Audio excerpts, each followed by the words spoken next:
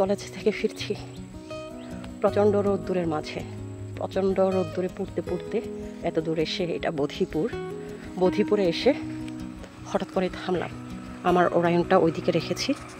তারপর কি জন্য থামলাম, এই যে এই ফুলগুলোর জন্য।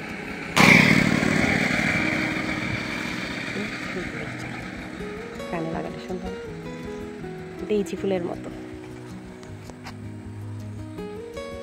এইটুকু জায়গাতে আমি এই ফুলগুলোর বিস্তার দেখলাম, আর কোথাও দেখিনি। এই ফুলগুলো কয়েকদিন ধরে আমার নজর কাড়ছে। রাস্তা থেকে চলন্ত অবস্থায় দেখে মনে হচ্ছিল ত্রিধারা ফুলের মতো, কিন্তু উদ্ভিদটি অনেক লম্বা, যা ত্রিধারার সাথে মেলে না। যথারীতি আমারও থামা হয় না। আজও প্রায় ওকে ক্রস করে এগিয়েছি অল্প দূর, হঠাৎই থামলাম। রোদের কথা আর কি বলবো, ঝলসে দিচ্ছে যেন পুরো শরীর। গতকাল এত ভারী বৃষ্টি ছিল, রেইনকোট পরেও ভিজে গিয়েছিলাম, আর আজ ফ্রাই করে দিচ্ছে পুরো শরীর। এর মাঝেই থেমে কৌতূহল মেটাতে সুন্দরীর কাছে চলে এলাম। দেখুন, ফুলগুলো আসলেই ডেইজির মতো না? বাসায় এসে একটু ঘাটাঘাটি করতে এর পরিচয় পেয়ে গেলাম। বাংলায় নির্ভরযোগ্য কোনো নাম পেলাম না, তবে ইংরেজি নাম পেলাম স্প্যানিশ নিডলস। এই উদ্ভিদের বীজগুলো কাঁটাযুক্ত, যা প্রাকৃতিক হুক হিসেবে কাজ করে, অর্থাৎ অন্য প্রাণীর লোমে বা মানুষের কাপড়ে আটকে গিয়ে দূর দূরান্তে বীজের বিস্তার ঘটায়। বীজের এই গঠনের জন্য এর নাম স্প্যানিশ নিডলস। এই উদ্ভিদের বৈজ্ঞানিক নাম বাইডেন্স আলবা, পরিবার স্টেরেসি। এর কাণ্ড 1 ফুট থেকে 5 ফুট পর্যন্ত হতে পারে। যেমন এটা দেখুন, 5 ফুটের চেয়েও বেশি লম্বা হতে পারে মঞ্জুরি সহ, তাই না? পাতা যৌগিক, পত্র খাঁজ কাটা। ফুলগুলোর বিন্যাসে সাদা পাপড়ির মাঝখানে হলুদ ডিস্ক পুষ্পিকা রয়েছে।